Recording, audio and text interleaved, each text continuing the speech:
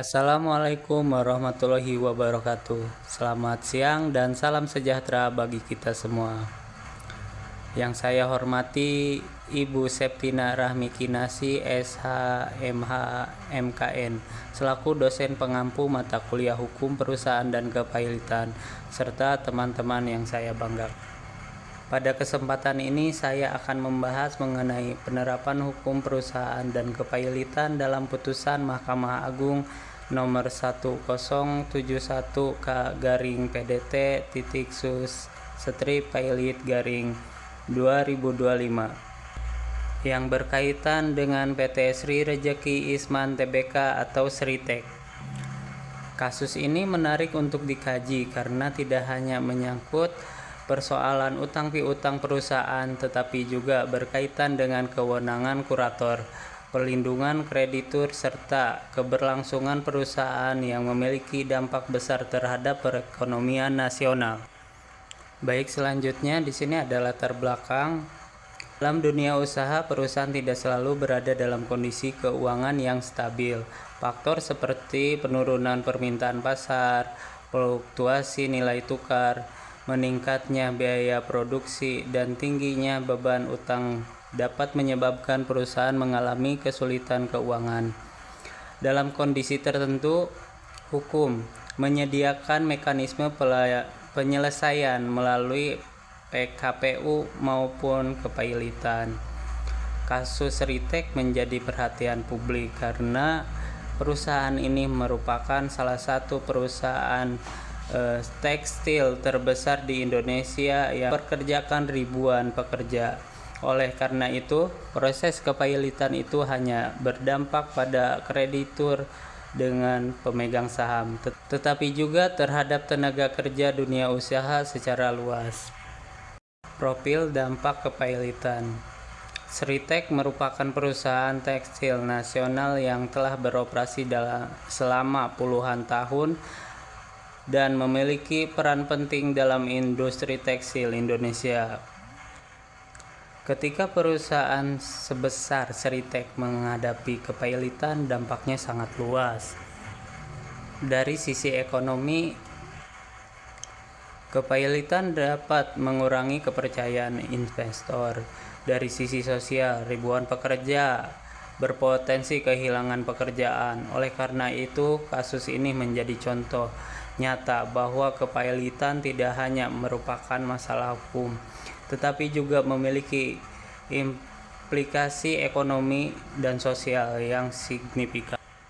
Dalam penelitian ini, analisis dilakukan menggunakan 3 teori hukum, yaitu teori keadilan, teori kepastian hukum, dan teori kemanfaatan hukum.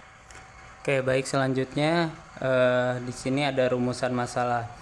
Rumusan masalah ini berfokus pada 2 aspek utama, yaitu pertama, bagaimana penerapan hukum perusahaan dan hukum kepahilitan dalam putusan Mahkamah Agung tersebut, dan kedua, bagaimana pertimbangan hakim jika ditinjau dari perspektif keadilan, kepastian hukum, dan kemanfaatan hukum. Tujuannya adalah untuk mengetahui dasar hukum yang digunakan hakim dalam memutuskan perkara serta menilai apakah putusan tersebut telah memenuhi tujuan hukum yang ideal. Baik, selanjutnya dasar hukum Undang-Undang Perseroan Terbatas. Undang-Undang Nomor 40 Tahun 2027 tentang Perseroan Terbatas mengatur keberadaan perseroan sebagai badan hukum yang mandiri. Prinsip pertama adalah separate legal entity, yaitu perusahaan memiliki kedudukan hukum yang terpisah dari pemegang saham maupun direksinya. Artinya, harta perusahaan bukan merupakan harta pribadi pemegang saham. Prinsip kedua, limited liability atau tanggung jawab terbatas. Pemegang saham hanya bertanggung jawab sebesar modal yang ditanamkan. Prinsip ketiga adalah fiduciary duty, yaitu kewajiban direksi untuk mengelola perusahaan dengan itikat baik, penuh tanggung jawab, dan mengutamakan kepentingan perseroan. Dasar hukum, Undang-Undang Kepahilitan dan KUH Perdata. Undang-Undang Nomor 37 Tahun 2024 tentang dasar utama dalam perkara kepahilitan. Pasal 2 ayat 1 mengatur bahwa suatu debitur dapat dinyatakan pailit apabila memiliki minimal 2 kreditur dan terdapat utang yang telah jatuh tempo namun tidak dibayar. Pasal 24 mengatur bahwa sejak putusan pailit dijatuhkan, debitur kehilangan hak untuk menguasai dan mengurus hartanya. Selain itu, KUH Perdata melalui pasal 1131 dan 1132 menegaskan bahwa seluruh harta debitur menjadi jaminan umum bagi para kreditur. Dengan demikian, aset perusahaan yang pailit digunakan untuk memenuhi kewajiban kepada para krediturnya secara profesional sesuai ketentuan hukum. Baik, selanjutnya ada kerangka teori hukum. Untuk menganalisis putusan ini digunakan 3 teori hukum, yaitu pertama, ada teori keadilan yang menekankan perlakuan yang adil bagi semua pihak yang terlibat, baik debitur, kreditur, pekerja, maupun investor. Kedua, ada teori kepastian hukum yang menghendaki bahwa setiap putusan harus berdasarkan aturan yang jelas dan konsisten. Ketiga, ada teori kemanfaatan hukum yang mengukur sejauh mana suatu putusan memberikan manfaat nyata bagi masyarakat dan menjaga stabilitas ekonomi. Ketiga, teori ini digunakan sebagai alat analisis untuk menilai kualitas putusan Mahkamah Agung. Selanjutnya ada kronologi dan identifikasi masalah hukum.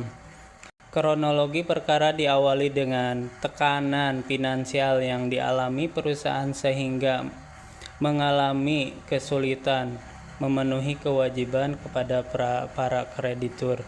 Selanjutnya dilanjutkan upaya PKPU sebagai sarana naturalisasi uang. Namun upaya tersebut tidak berhasil sehingga perusahaan dinyatakan pailit oleh pengadilan niaga. Setelah putusan pailit, muncul sengketa mengenai pengelolaan aset perusahaan dan kewenangan kurator. Sengketa tersebut kemudian berlanjut hingga tingkat kasasi dan diputuskan oleh Mahkamah Agung melalui putusan nomor 1071/Sus/Pailit-2025. Permasalahan hukum utama adalah siapa yang berwenang mengurus aset perusahaan setelah putusan pailit dijatuhkan. Analisis penerapan hukum dan pertimbangan hakim. Dalam putusan ini, Mahkamah Agung menerapkan pasal 24 Undang-Undang Kepailitan yang menyatakan bahwa debitur kehilangan hak untuk mengurus dan menguasai hartanya setelah dinyatakan pailit.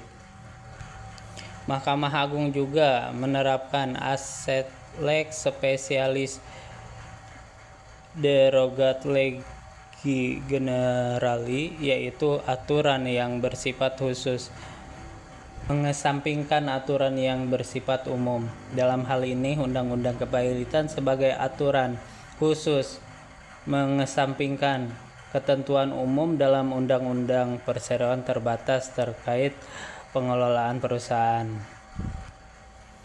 Hakim menegaskan bahwa kurator merupakan pihak yang sah dan berwenang mengurusi budel pailit demi kepentingan seluruh kreditur. Dengan demikian, pengelolaan aset perusahaan tidak lagi berada di bawah kendali direksi atau organ perseroan. Menurut saya putusan ini menunjukkan adanya keseimbangan antara perlindungan kreditur dan kepastian hukum karena kewenangan kurator ditegaskan secara jelas sesuai perintah undang-undang. Kesimpulan. Dari hasil analisis dapat disimpulkan bahwa Mahkamah Agung telah menerapkan ketentuan Undang-Undang Kepailitan secara konsisten. Setelah perusahaan dinyatakan pailit, kewenangan perusahaan harta beralih kepada kurator. Putusan ini juga mencerminkan teori kepastian hukum karena berpedoman pada ketentuan yang berlaku, teori keadilan karena melindungi kepentingan kreditur secara kolektif, serta teori kemanfaatan hukum karena menjaga ketertiban dalam penyelesaian utang perusahaan. Adapun saran yang dapat diberikan adalah perlunya harmonisasi antara Undang-Undang Perseroan Terbatas dan Undang-Undang Kepailitan, peningkatan profesionalisme kurator, serta perhatian yang lebih besar terhadap dampak sosial, kepentingan terhadap pekerja dan industri nasional. Baik demikian pemaparan mengenai analisis penerapan hukum perusahaan dan kepailitan dalam putusan Mahkamah Agung nomor 1071/PDT-sus-pailit-2005. Dari kasus ini dapat dipahami bahwa kepailitan bukan hanya persoalan hukum mengenai utang piutang, tetapi juga berkaitan dengan perlindungan berbagai kepentingan melalui dari kreditur, pekerja, hingga stabilitas dunia usaha. Terima kasih atas perhatiannya. Wassalamualaikum warahmatullahi wabarakatuh.